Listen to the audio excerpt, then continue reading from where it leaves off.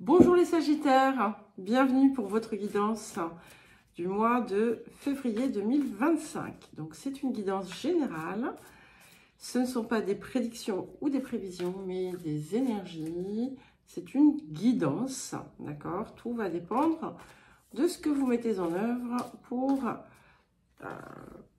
avancer, pour vous réaliser, pour transformer ce que vous souhaitez modifier. Et donc si vous remarquez que rien ne bouge, rien n'avance, regardez si vous êtes réellement là où votre cœur désire être. Vous avez également donc des guidances autour de votre année personnelle et de votre chemin de vie. Donc c'est nouveau, le premier jet a été publié donc pour la fin du mois de janvier 2025. Dans les prochains jours, vous en aurez une pour le mois de février également. Pensez également à regarder vos guidances annuelles. Vous avez une guidance par secteur de vie, je n'arrive plus à mélanger les cartes, et une guidance autour des énergies mensuelles.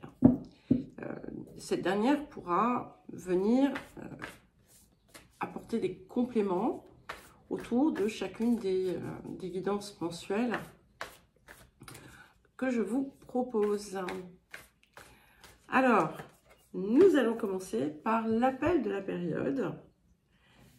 Et nous avons la carte 43, le hochet.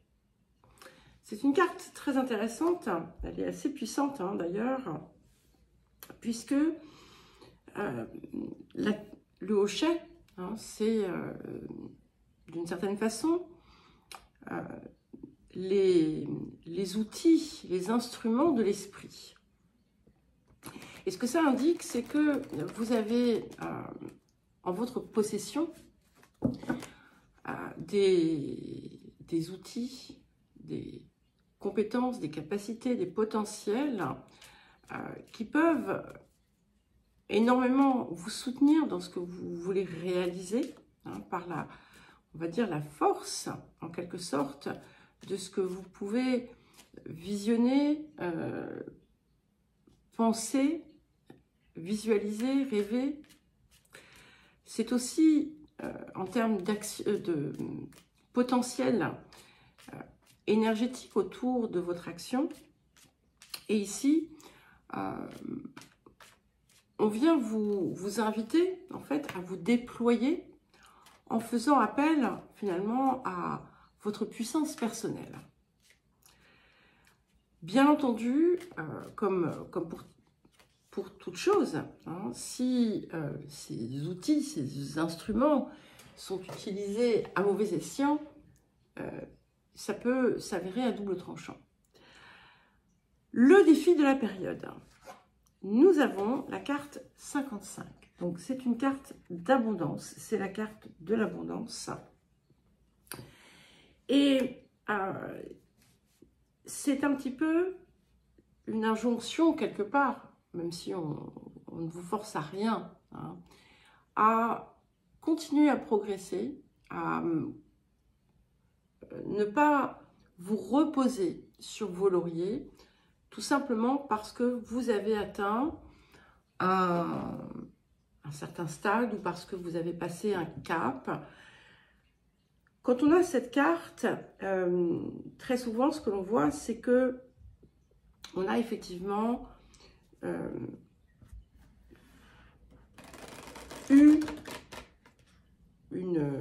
atteint un objectif ou réalisé quelque chose qui était important pour soi.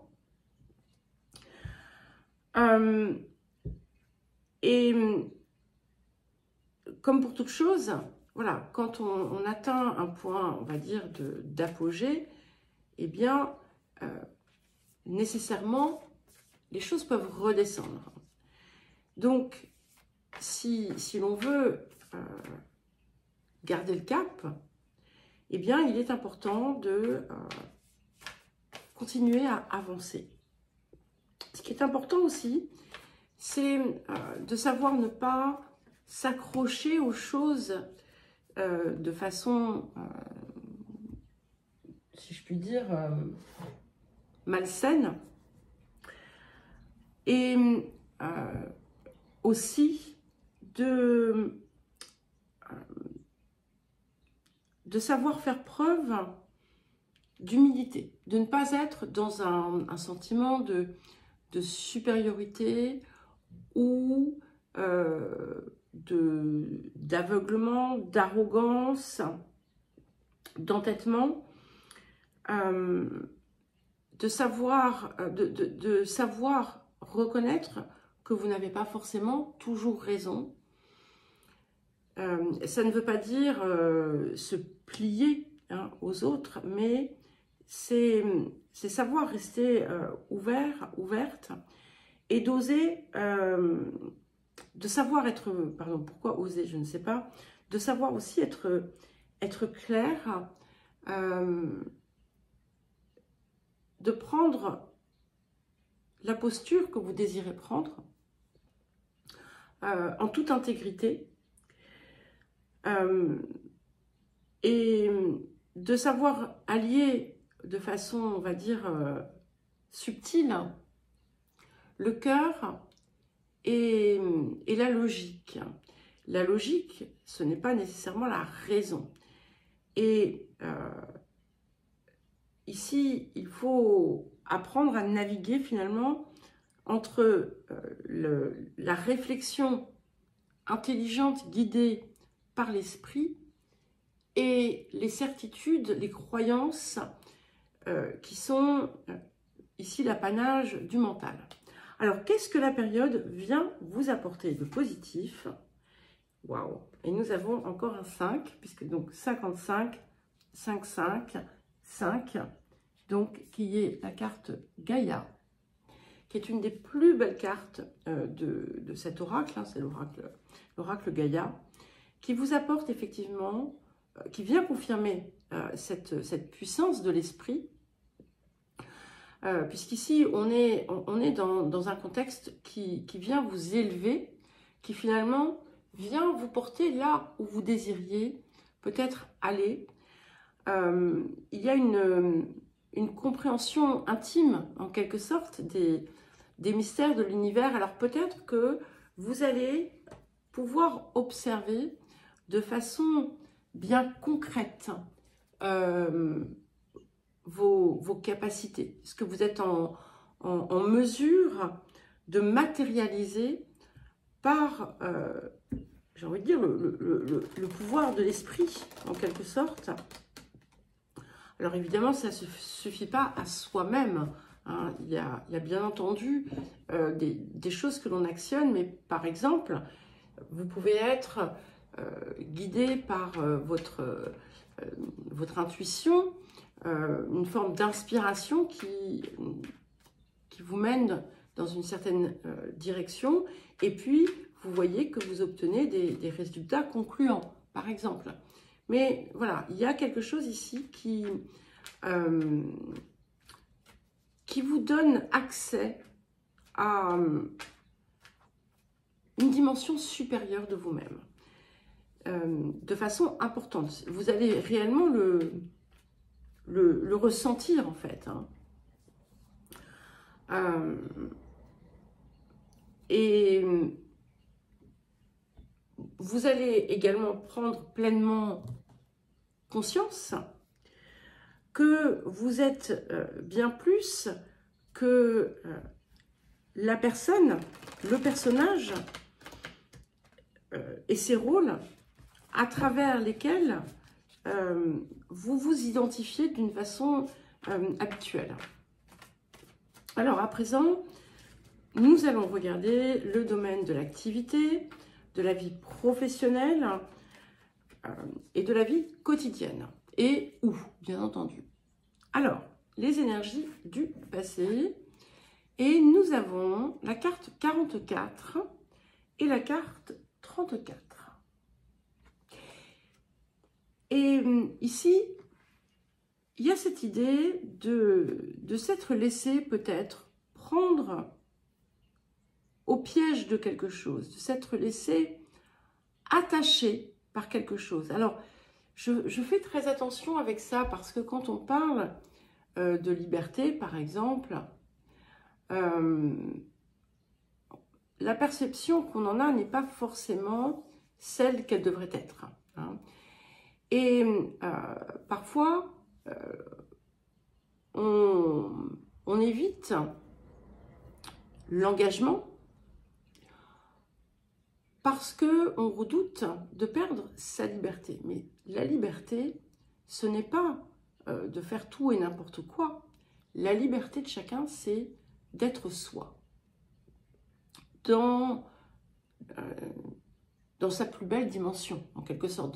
Dans ce que l'on est de plus puissant, de plus fort pour être l'expression finalement de sa propre divinité.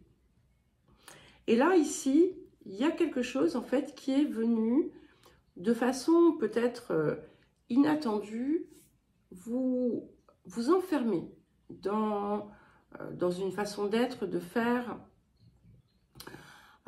C'est quelque chose que vous aviez au départ, que vous avez pu au départ percevoir comme une chance, comme quelque chose qui allait en votre faveur.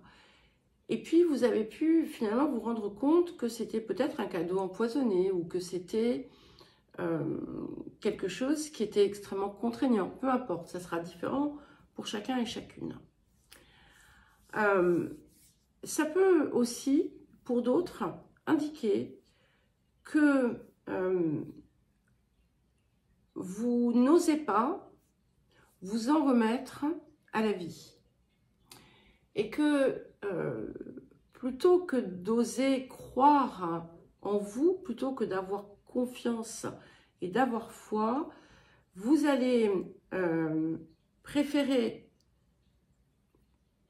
vous raccrocher à ce qui est connu, à ce que vous avez, et finalement vous réduire, vous étriquer. Alors, qu'est-ce que nous avons sur les énergies du présent? Nous avons la carte 29, qui est la carte de la 5e maison, qui vient ici nous parler de créativité, qui vient nous parler aussi des masques. Et en fait, sous le masque se trouve le rayonnement. Donc, il y a cette possibilité ici qui va vous être offerte, justement, de donner libre cours à votre créativité. Et quand je dis créativité, vous le savez, je vous le répète à longueur de temps, ce n'est pas dessiner un tableau ou écrire une chanson, d'accord? C'est bien plus que ça. C'est donner vie, finalement, à tout ce que l'on est en mesure d'être, de faire, dans une énergie de cœur. Et c'est aussi ce qui va permettre justement l'ouverture et l'expansion du rayonnement de chacun. Il peut y avoir la naissance d'un projet qui a pu vous faire vibrer par le passé et que vous aviez peut-être laissé de côté. Mais ça peut être tout autre chose. Alors, qu'est-ce qui arrive? Ok. Nous avons le 8 de coupe et le 6 d'épée. Donc, clairement, vous allez, me semble-t-il, d'après ce que... En tout cas, c'est possible, hein, par rapport à ce que je vois ici, à ce qui apparaît. Vous allez avoir la possibilité de véritablement vous libérer de ce qui vous enchaînait.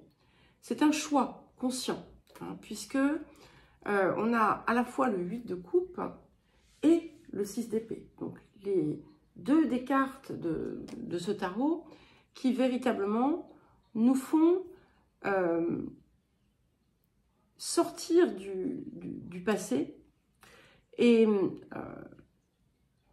changer finalement de rive, en quelque sorte, changer de vie, ou de façon d'être. Et ce qui est intéressant, c'est qu'il y a pu avoir une démarche un peu progressive qui vous a petit à petit mené à ça. Et là, il y a il y a le grand lancement. Et il y a aussi une progression, puisque ce qu'on voit, c'est que au début, on s'appuie, on a le personnage qui avance ici sur un chemin qui est un peu escarpé et qui se soutient d'une canne. Et puis là, finalement, en fait, on est poussé, d'accord? Donc, il y a quelque chose qui est plus fluide, puisqu'on est sur l'eau. Et on est comme porté, comme guidé vers ça. Avec cette maison 5, d'ailleurs, on a encore un 5, du coup, qui vient encore renforcer l'idée de s'approprier sa quintessence. Alors, les énergies du futur, et nous avons le 2 de force. Donc, très intéressant là aussi, puisqu'effectivement, ce 2 de force, avec cette rivière là qui coule au pied du saule, eh bien, on voit qu'elle avance, elle a un mouvement rapide et c'est comme si vous alliez, après avoir peut-être traversé des moments pas toujours simples, qui ont pu vous freiner dans un développement, dans une évolution, dans des changements importants, eh bien, ça y est, vous êtes véritablement dans l'énergie et au passage, vous êtes renforcé, vous avez acquis en flexibilité, en adaptabilité, tout en asseyant votre pouvoir personnel. Et c'est ce qui vous donne, ce qui vous confère justement cette nouvelle puissance, puisque elle est empreinte aussi de sagesse, où finalement tout ce que l'on a vu, vécu, traversé est venu vous renforcer, pas pour s'y attacher, mais pour justement vous aider à progresser. Et puis, il y a quelque chose qui vous aide dans ce mouvement, qui va venir vous aider à, on va dire, à vous déployer en fait. Alors, le relationnel sur les énergies du passé.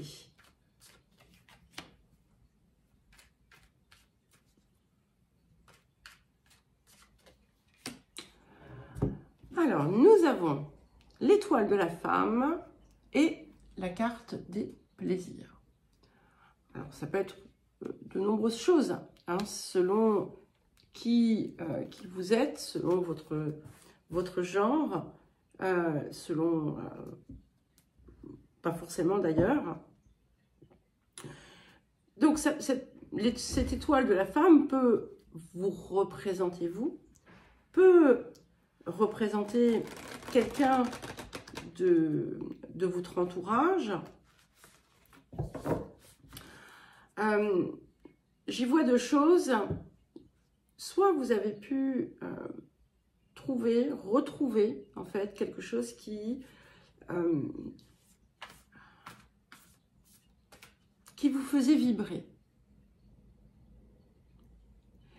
Et comme on a cette carte de créativité aussi qui est là, c'est aussi les plaisirs, la capacité à faire des choses qui nous donnent véritablement l'impression d'être en vie, le sentiment d'être en vie.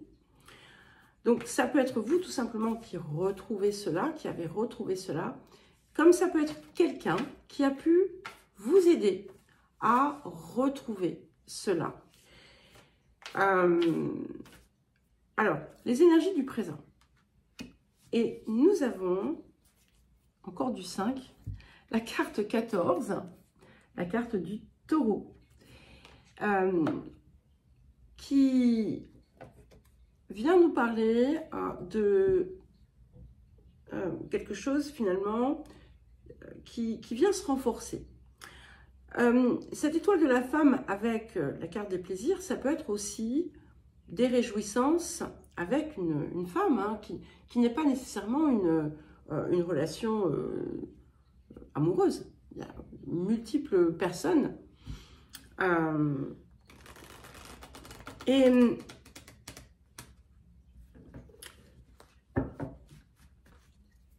il y a comme, ce qui est intéressant autour de ça, il n'y a pas forcément un lien direct avec cette carte du taureau, mais il y a quelque chose qui a émergé, l'envie peut-être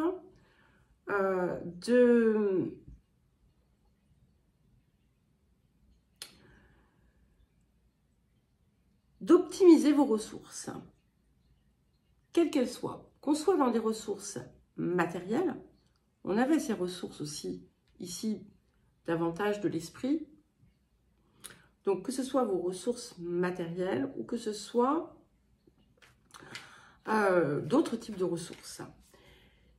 C'est comme cette envie de matérialiser quelque chose, voilà, de donner vie, de donner corps dans le monde physique à quelque chose qui a pu être inspiré par effectivement une personne ou par quelque chose qui s'est produit en vous et qui vous a effectivement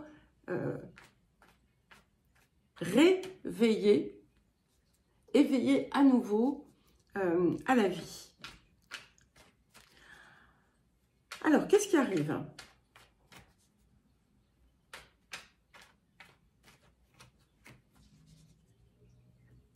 Pour certaines personnes, il peut s'agir aussi d'une relation qui a commencé comme ça, dans un cadre agréable, dans un cadre de divertissement, et qui va prendre un tournant différent. Nous avons, intéressant ça, hein, la lune et le roi de denier. Et il y a comme une prise de conscience ici.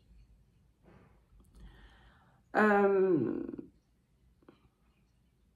y a comme si vous alliez peut-être découvrir des aspects de vous que peut-être vous n'aviez pas vu auparavant. C'est comme si vous alliez revisiter la place aussi que vous prenez au sein de vos relations, qui peuvent être donc au sein de la famille, mais qui peuvent également